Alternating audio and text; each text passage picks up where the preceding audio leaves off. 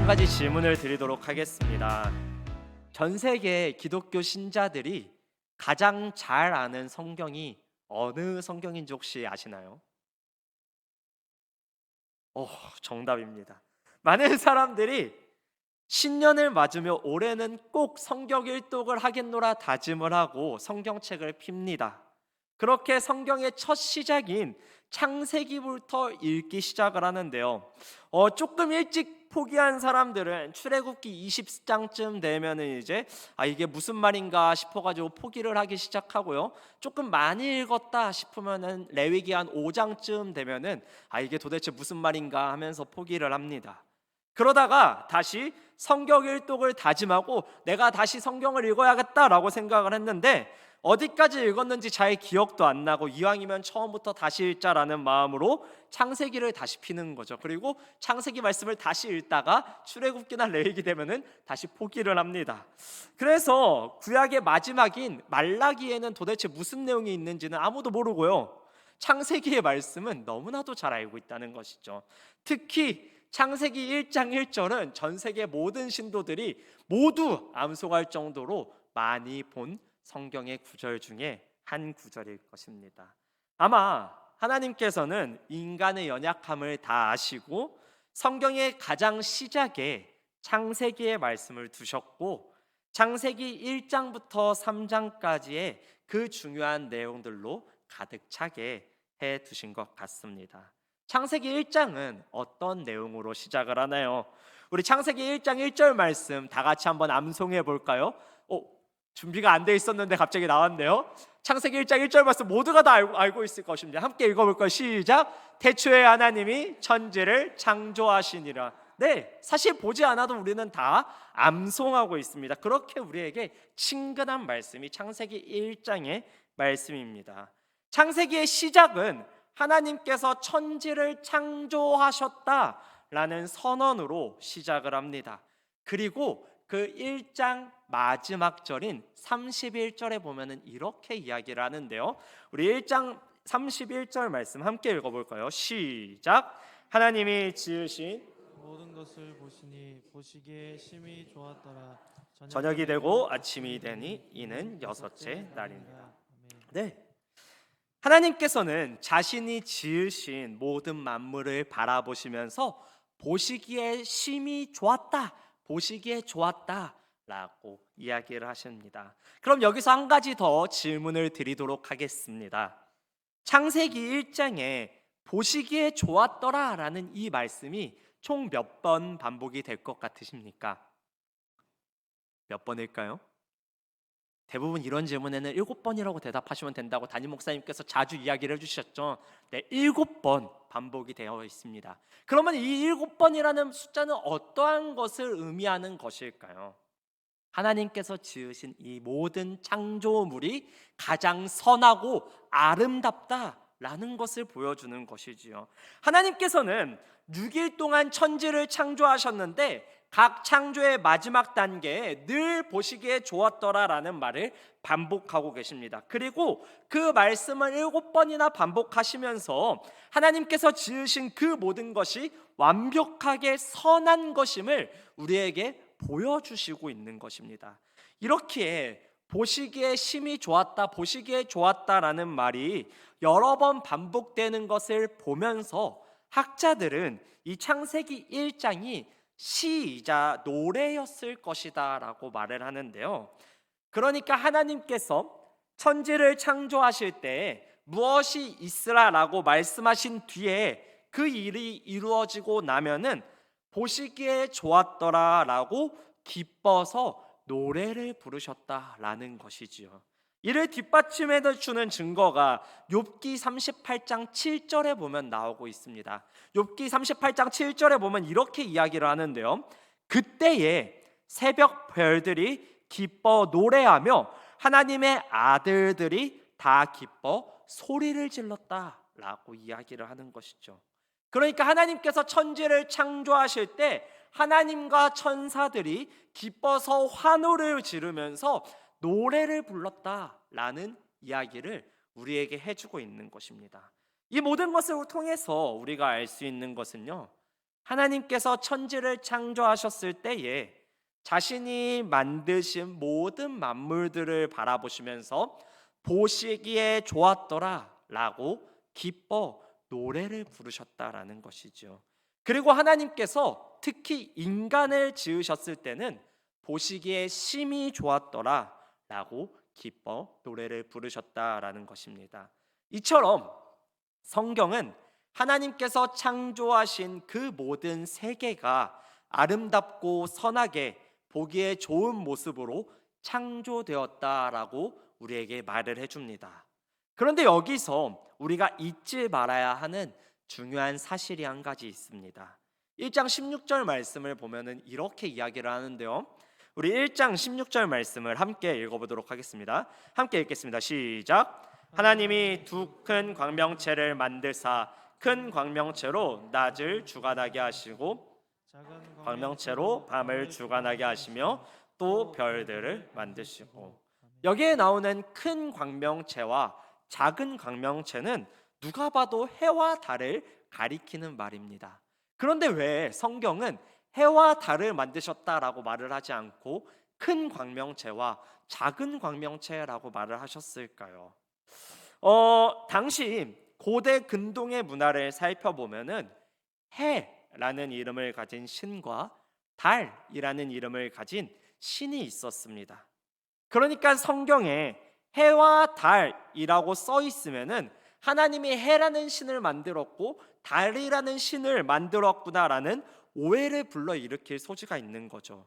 그러니까 성경은 큰 광명체와 작은 광명체라는 단어로 대신해서 사용하면서 하나님께서 창조한 그 모든 것이 선한 것임을 보여주시는 동시에 그 모든 것들을 신이 아니라는 사실을 우리에게 가르쳐 주고 있는 것입니다. 보십시오.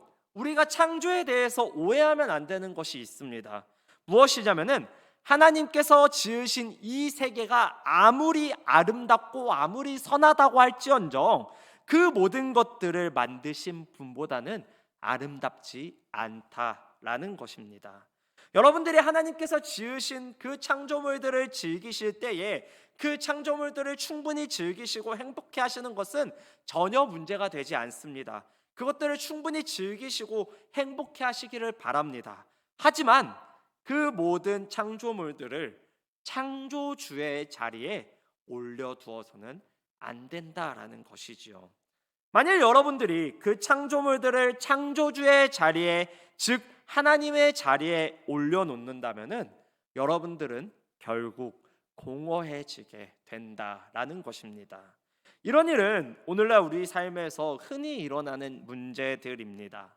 현대 사회에서 많은 사람들이 가장 중요하게 생각하는 게 무엇일까요? 제가 지난 주일에 유아동부 친구들이랑 이야기를 하다가 깜짝 놀란 게 있습니다. 요즘에는 돈으로 행복을 살 수 있는 시대가 되었다고 초등학교 5학년짜리 아이가 저에게 말을 해주고 있더라고요.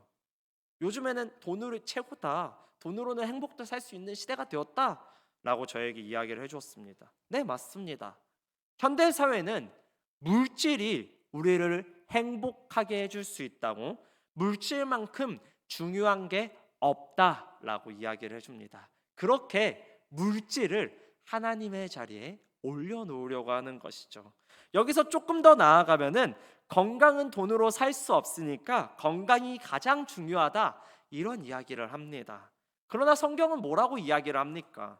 성경은 우리에게 필요한 게 물질만 있는 게 아니라고 분명히 말씀을 해줍니다. 예를 한번 들어볼까요? 마가복음 2장에 보면은 몇 명의 사람들이 중풍병에 걸린 친구를 심상채로 예수님께로 데려옵니다. 사람이 너무 많아서 문으로는 들어갈 수 없을 것 같으니까 집에 지붕을 뜯어서 자기 친구를 구멍을 통해서 예수님 앞에 내려놓습니다. 이 친구들은 중풍병에 걸린 자기 친구를 예수님을 만나게 해줌으로써 병을 낫게 해주고 싶었습니다.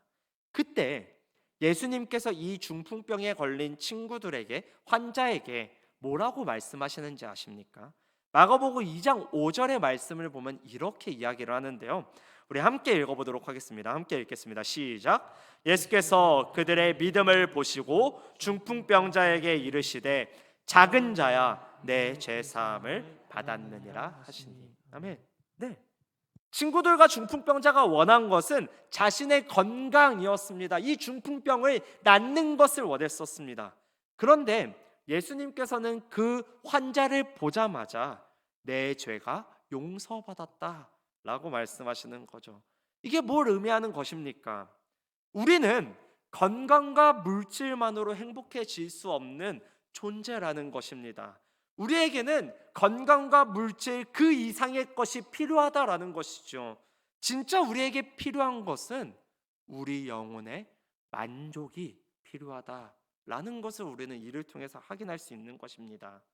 우리가 만일 하나님과의 관계나 영적인 것들에 전혀 관심을 가지지 않고 당장 눈앞에 보이는 것에만 관심을 가지게 된다면은 아무리 우리의 삶에서 그것들이 채워진다 하더라도 여러분들은 행복해지지 않는다라는 것이죠. 여전히 여러분들은 그것들이 채워진다 하더라도 계속해서 공허함을 느끼게 된다라는 것입니다. 왜냐하면요, 여러분들이 지금 여러분들의 삶에서 채우고자 하는 것들은, 여러분들이 갖고자 하는 그 모든 것들은 다 하나님께서 창조하신 유한한 것들이기 때문입니다.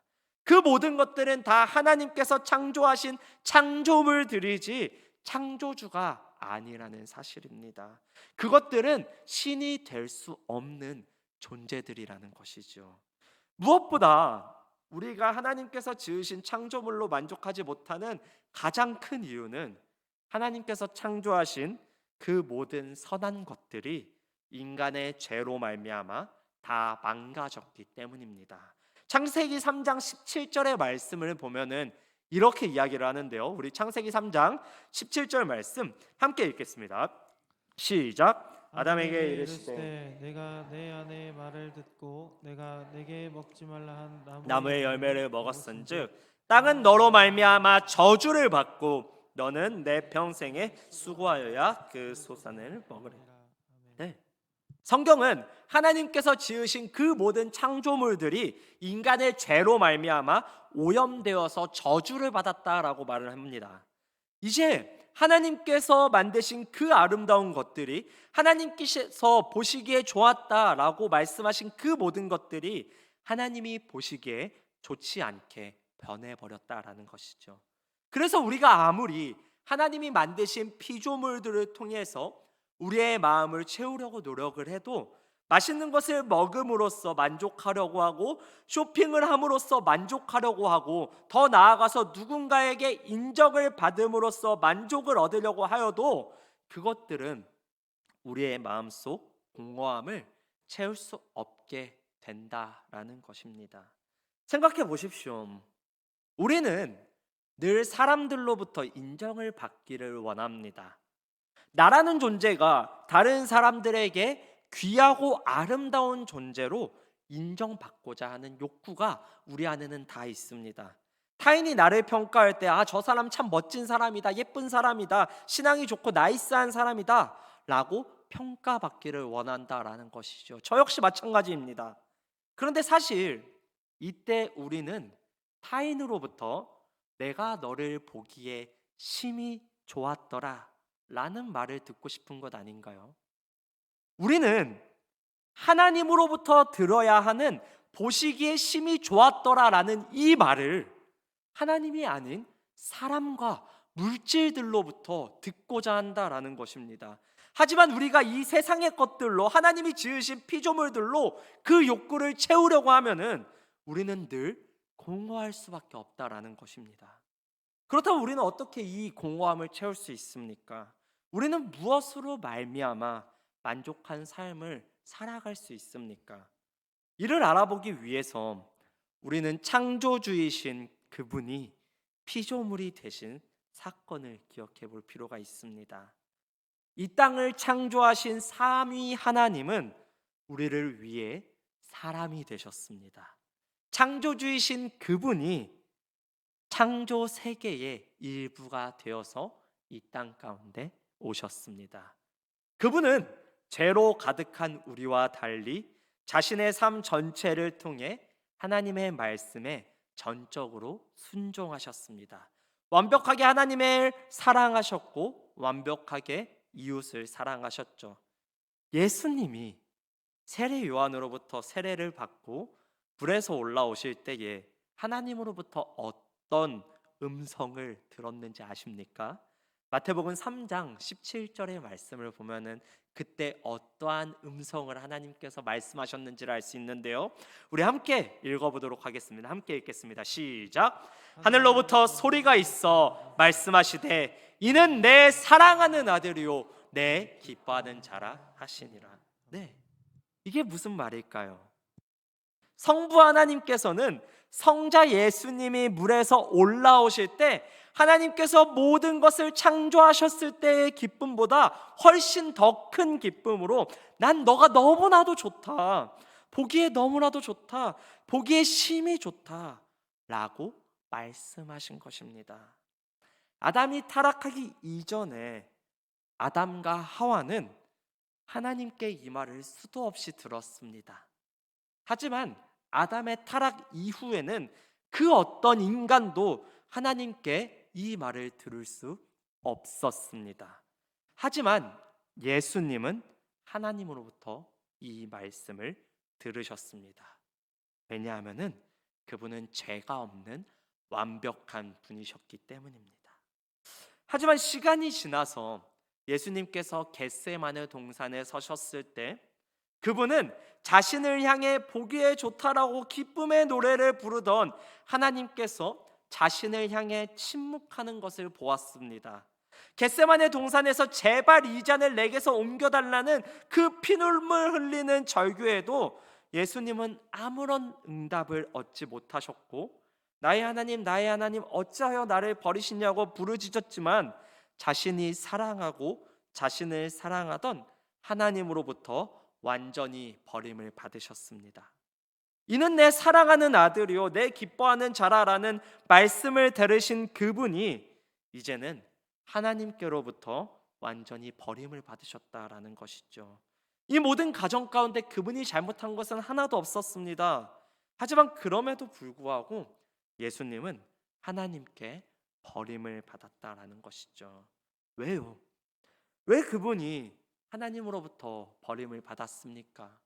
왜 그분이 나의 사랑하는 자요 내 기뻐하는 자라라고 하나님의 그 놀라운 노래를, 기쁨의 노래를 들으시던 그분이 하나님으로부터 버림을 받으셨습니까? 그분이 우리가 받아야 되는 벌을 대신 받으셨기 때문입니다. 우리가 받아야 하는 저주를 대신 받으시고 그분이 받아 마땅한 사랑을 우리에게 조건 없이 주시기 위해서 그분이 버림을 받으셨다라는 것이죠. 그렇기 때문에 우리가 그리스도 예수 안에 있으면 우리가 어떠한 삶을 살아가든지 하나님께서 우리를 바라보실 때에 보시기에 심히 좋다라는 그 아름다운 고백을 들을 수 있는 것입니다. 하나님께서 지금 여러분들의 있는 모습 그대로를 바라보시면서 보시기에 심히 좋다고 말씀하시는 그 말씀을 듣게 되는 것이죠.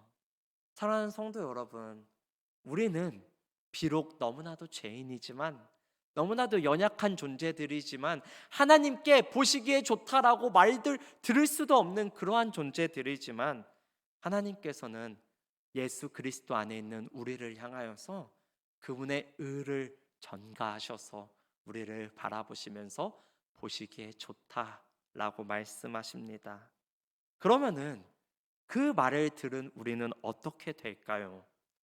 우리는 이 땅을 살아가면서 누군가에게 인정받기 위해 발버둥 칠 필요가 없습니다. 나의 공허함을 채우기 위해 물질들로 그것들을 채우려고 발버둥을 칠 필요가 없다라는 것이죠.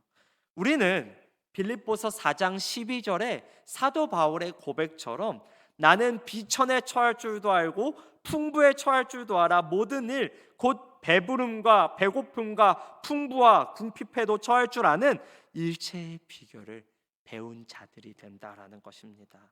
내가 가진 모든 것을 다 잃어버린다 하더라도 상심하거나 절망하지 않는 거죠. 그렇다고 하나님께서 내게 주신 것을 부정하는 게 아닙니다. 그 모든 창조의 선함을 누리지만 그것이 없다고 해서 좌절하지 않는다라는 것입니다.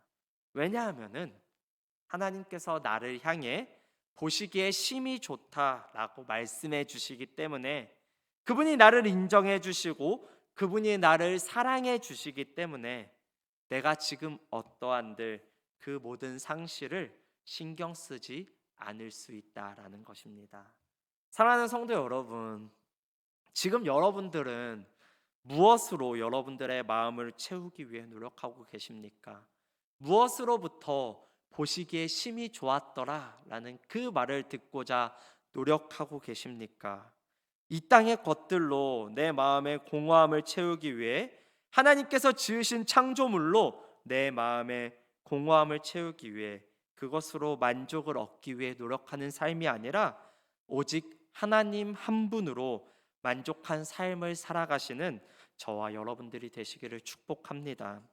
지금도 자격 없는 우리이지만, 죄로 가득한 우리이지만, 그런 우리를 향하여 그리스도 예수 안에서 보시기에 심히 좋았더라 라고 말씀하시는 그 하나님을 기억하며 매일의 삶을 하나님으로 만족하며 자족하며 살아가시는 우리 예양의 모든 성도님들이 되시기를 축복합니다.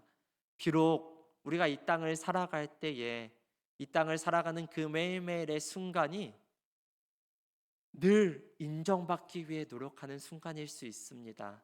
늘 나의 부족한 것들이 보일 수 있는 그러한 순간일 수 있습니다. 하지만 그러한 때에 물질을 바라보는 것이 아니라 그것을 지으신 창조주를 향해 우리의 시선을 옮기실 수 있는 우리 예양의 모든 성도님들이 되시기를 축복합니다. 그렇게 예수님 한 분만으로 만족하며 매일의 삶을 살아가시는 우리 예양의 모든 성도님들이 되시기를 간절히 축복하며 이 시간 우리 함께 기도의 자리로 나아가길 소망합니다.